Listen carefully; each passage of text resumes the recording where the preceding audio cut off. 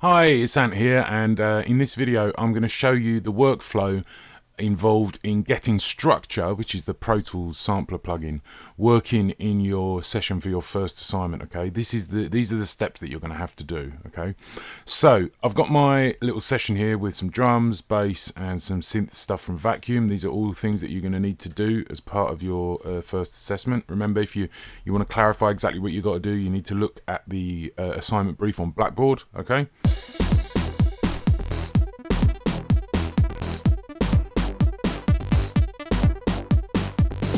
So what we need to do now is, as part of the assignment, we need to make 2 instances of Structure, and in each of the instances of Structure we're going to have 4 samples which you're going to be provided with for the assessment. Okay, so the first thing I'm going to do is I'm going to make 2 stereo instrument tracks. Okay, you can do these one at a time if you want, but I just want to get these both set up ready to go, and then I'm going to rename both of them Structure 1 and Structure 2. Okay, there we go. So now I'm going to head over to the mixer, and I'm going to go into the insert here on the first of the Structure channels, go down to my instruments, and I'm going to select Structure. So here's the interface of Structure that we see first off, and as you can see here, by default it loads up with the sine wave. Now if I put that into record, okay, now what I actually want to do is start with a blank slate. Okay, so what I'm going to do before I do anything else is right click here and go remove all patches, and then answer yes to that question. So we're going to start with a completely blank slate. Okay, now my samples are downloaded and they're in the Finder. Okay, and the way we're going to get the samples into Structure is to drag and drop them from the Finder, and the easy way to get back to the Finder is to use the shortcut Command and Tab. Okay, and this switches between apps. So I've got Pro Tools ScreenFlow, which is what I'm using to record this video, and then the Finder. So I've already got the Finder ready on the first folder of samples. Now the next thing we need to remember is we're going to do these one at a time. Okay, in this exercise we're going to put the samples in one at a time. So I get the first one, click and drag into the Structure window. So now if I play,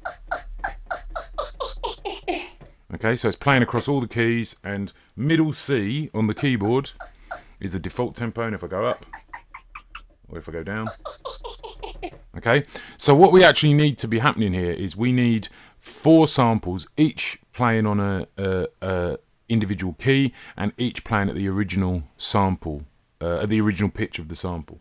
So the first thing I'm going to do is set this one to play on middle C. We're going to set our 4 samples to play C, D, E, and F. Okay, so the way we set this to play on the C key is by going down to the key range here.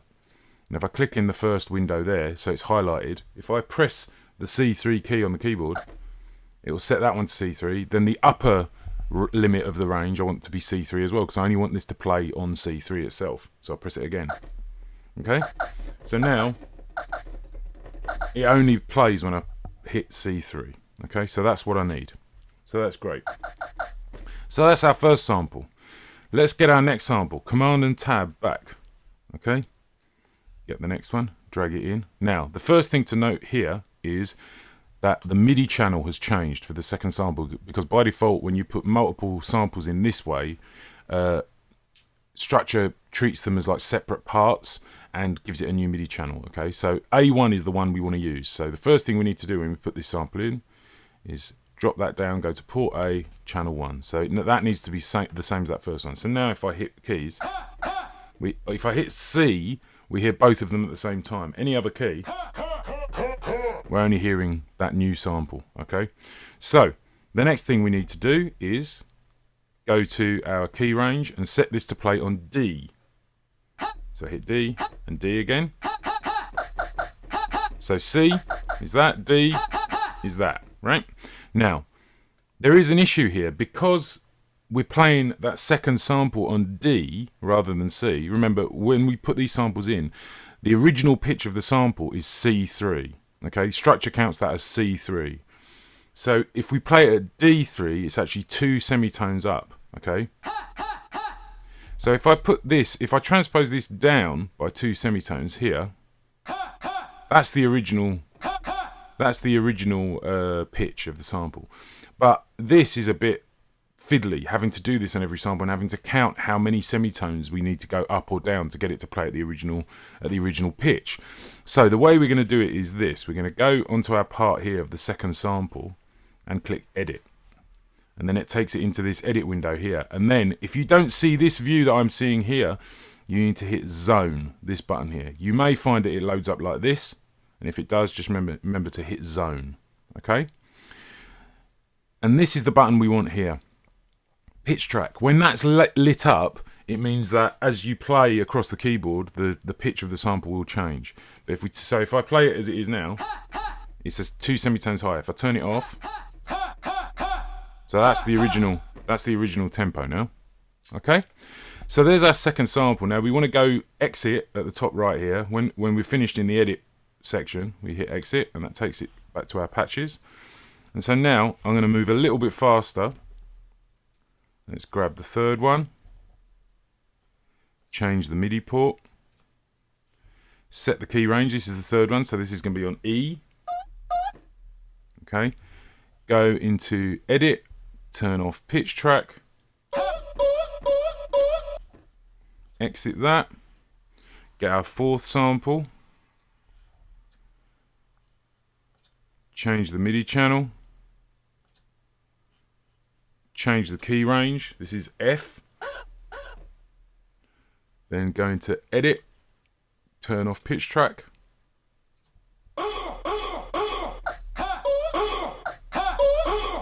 Okay, so now that's the first part of this done. So I've got all 4 of my samples on individual keys playing at the original pitch. Okay, now what I'm going to do is go to the second structure track, put in another instance of structure. Okay, clear the patches that are in there, and then I'm going to go back to the Finder and I'm going to start putting my second set of samples in. Okay, and what I'm going to do here, speed it up a bit, I'm just going to put them all in one at a time. Okay, then I'm going to change the MIDI channel on each one. Let's close that down.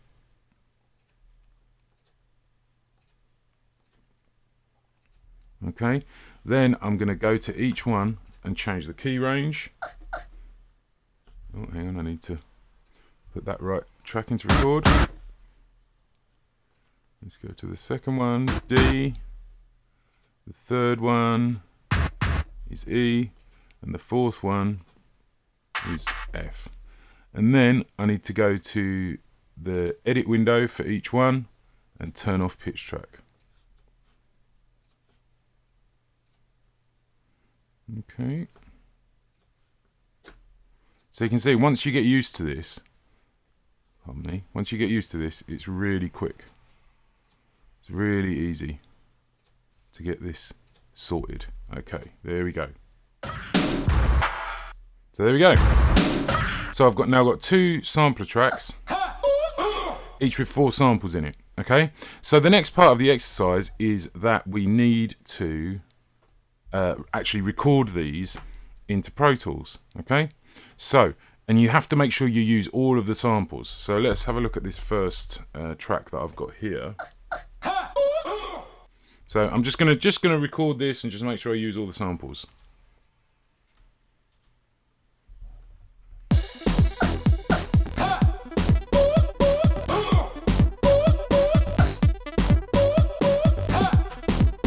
There we go. 4 bars of that recorded down. Okay, I'm just going to trim that back to the 4 bars. I'm just going to go in there and just trim that last note back to there. You don't have to do that. That's just me being a bit particular.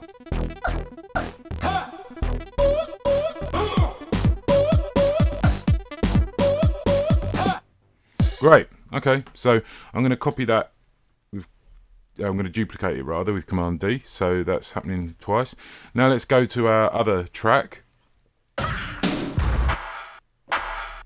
So I'm just going to put some stuff in. Just counting off.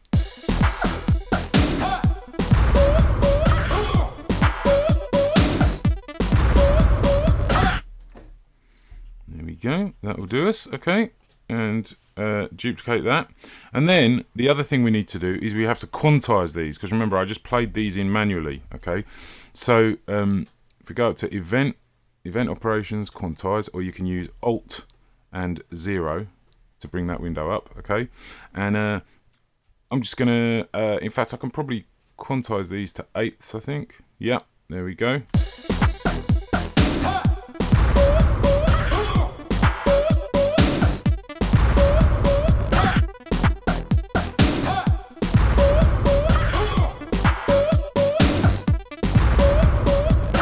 Okay, so that's the first set of actions we need to do with structure, all done. We've put our samples in, we've made our instances of structure, put our samples in, we've got them all playing the right way, and we've recorded MIDI parts with them, and we've quantized them. This is all stuff you need to do, okay? So the next part is that we have to bounce these down as audio, and the way we're going to do that is by creating new audio tracks and setting the output of structure to go to the new audio track, and then we're just going to record it down, okay?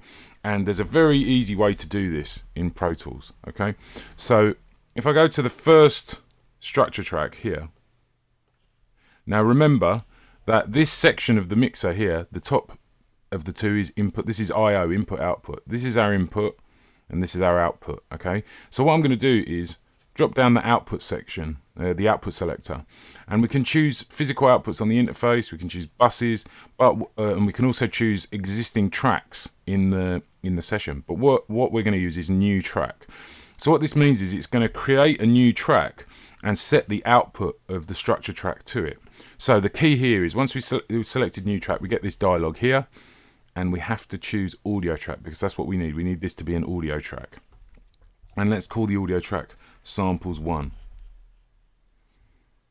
So if we actually look at what's happened here, so our structure 1 instrument channel, remember the orange bar at the bottom means it's an instrument. The output of that has been changed to samples 1, and here's our audio track that's been created called samples 1, and the input of that track is samples 1. So what that means is the audio from structure is coming out here and then coming in here. So if we put this into record and then start recording, the samples will record down. Now I'm going to do the same on structure 2. So I'm going to go new track. That's an audio track, samples 2. And see, we've got exactly the same happened there as well.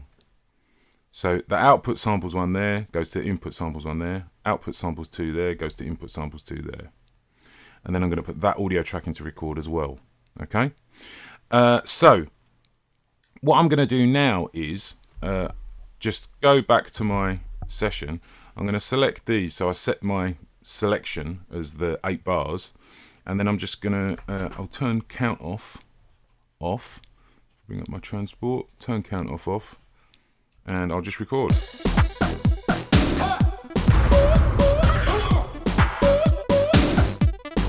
And you can see that it's going down as an audio track there.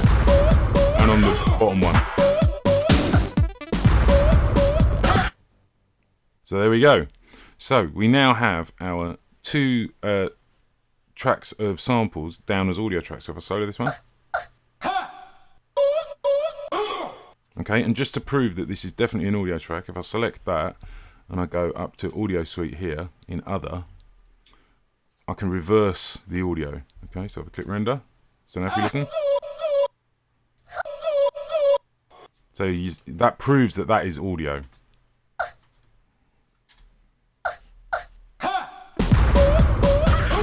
So I'm going to take those out of record. So we're nearly at the end of what we need to do now. So the last thing we need to do with this stuff is we need to apply reverb and delay to them, okay? And this is the way I expect you to do reverb and delay. And if you don't do it this way, I'm afraid I have to dock marks if I'm the one who's marking it. So what I'm expecting to see is a send and a return rather than a reverb or delay plugin actually put in on the inserts of the track. Okay, so what I'm going to do, just to make this a bit easier to sort of keep a handle on, is just move it so my 2 audio tracks are next to each other. And again, what I'm going to do is I'm going to go up to the sends here. And when I drop that down, you see here we can also do new track. So I'm going to select new track. But for the new track we're creating for the reverb and delay, it needs to be an aux input, okay? Because aux inputs are used for live audio. If you make this an audio track, it won't work. So if you're doing this and you find it's not working, just go and check whether you made the reverb and delay returns audio tracks rather than aux inputs, okay? So I'm going to call that reverb. So it's made the send there, reverb, and you see when I click on the send there, we get this fader coming. This is our level of audio going to the reverb itself, okay? And this is our aux input, because that's got the green thing on the bottom for the reverb. Let's put this up the end, okay? Then I need to make sure I put a reverb plugin on an insert of the reverb track, and I'm going to use deverb. And one thing to watch out for when you're doing this kind of setup with send and return for effects is for reverb and delay, it's got to be 100% wet, okay? The dry and wet, that's the dry original signal, and this is the reverb or whatever effect, okay? If you're using an effect that's got a dry and wet balance, when you're doing it this way, it's got to be 100% wet, okay? Now, what I'm also going to do is I'm going to go to my second samples track and create a send, let's zoom in, and set it to track and put that to reverb as well, okay? You can also, if you hold down Alt, you can click and drag to copy the sends to other tracks if you want, okay? So that's my reverb track ready to go. Let's get the delay one ready as well. And again, I'm going to go new track, make sure it's an aux input. Let's call this delay. And it's made our delay track here. I'm going to move that up. Let's get my transport out of the way. Okay, and then I need to put a delay plugin on here, and the one I'm going to use is the Air Multi Delay. Now, the first thing to notice here is, look, the mix is defaulted to 25%. We don't want that because that's going to mean 75% of the signal on this track is going to be original dry signal. We don't want that. So, make the mix 100%, okay? And then I'm going to go and look in the presets, you know, and we can just find something like simple dotted 8s. Let's do that, okay? And again, make sure you set the mix to 100%. Then I'm going to copy my send over, because remember, you can do that as well. So on each of those tracks, we've got a reverb send and a delay send, okay? So let's do one last thing, which is I always like to solo safe the reverb and the delay, because if you just watch something here, right, if I send my first sample track to reverb, just listen.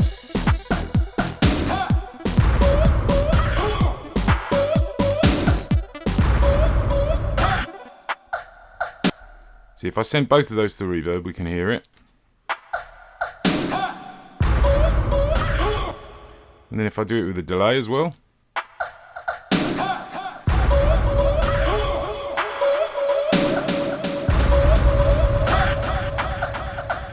so we can hear all that. But now watch what happens if I solo my samples track.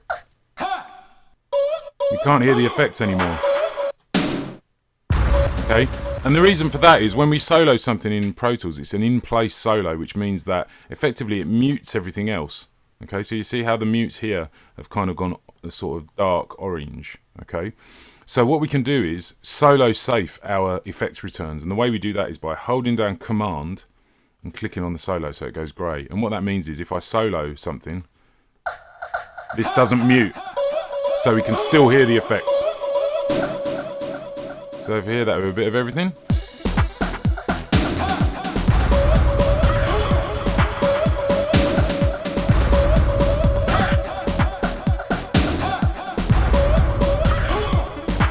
Yeah.